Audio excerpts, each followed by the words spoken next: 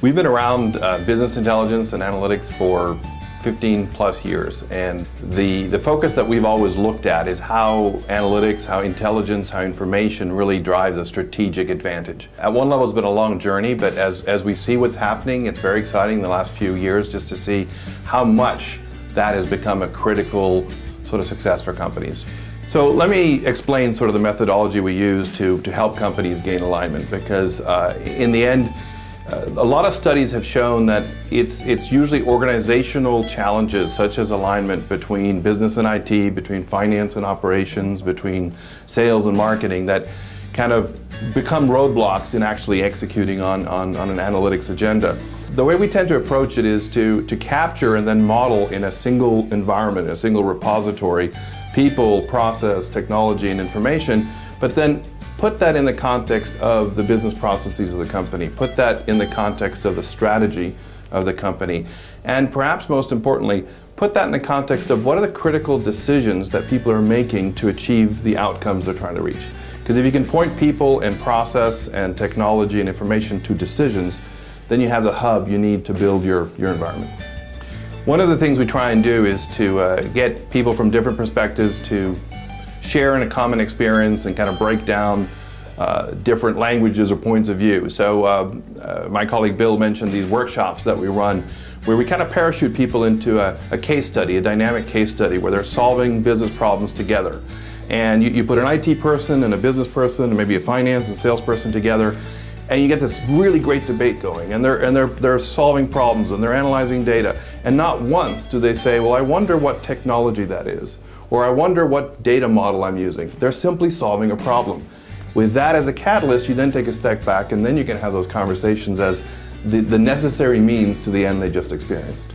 One of the ways we leverage the tool, the AlignAlytics tool for these kind of projects is to capture all the relevant information and use that to model in a single repository what a company's strategies, objectives, goals are, and use that, for example, to define a metric structure.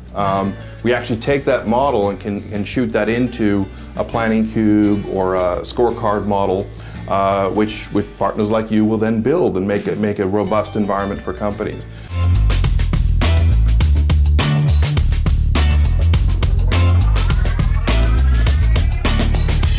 You know, AlignAlytics is a small company that's partnered with eCapital advisors, and what we try to work on together is the idea of doing a roadmap.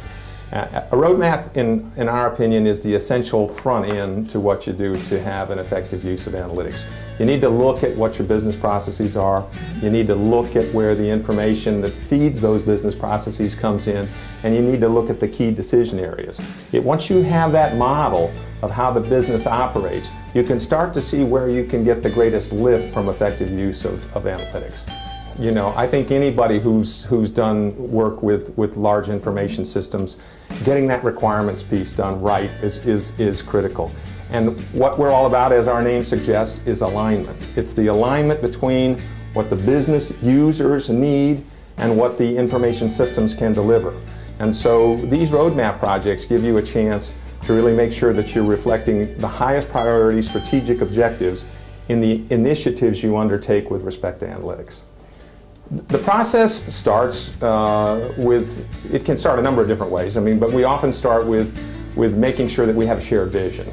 And so that's a discussion. It can involve a workshop, but it makes sure that the various different functional areas or lines of businesses are represented and have a discussion about what we're trying to achieve strategically.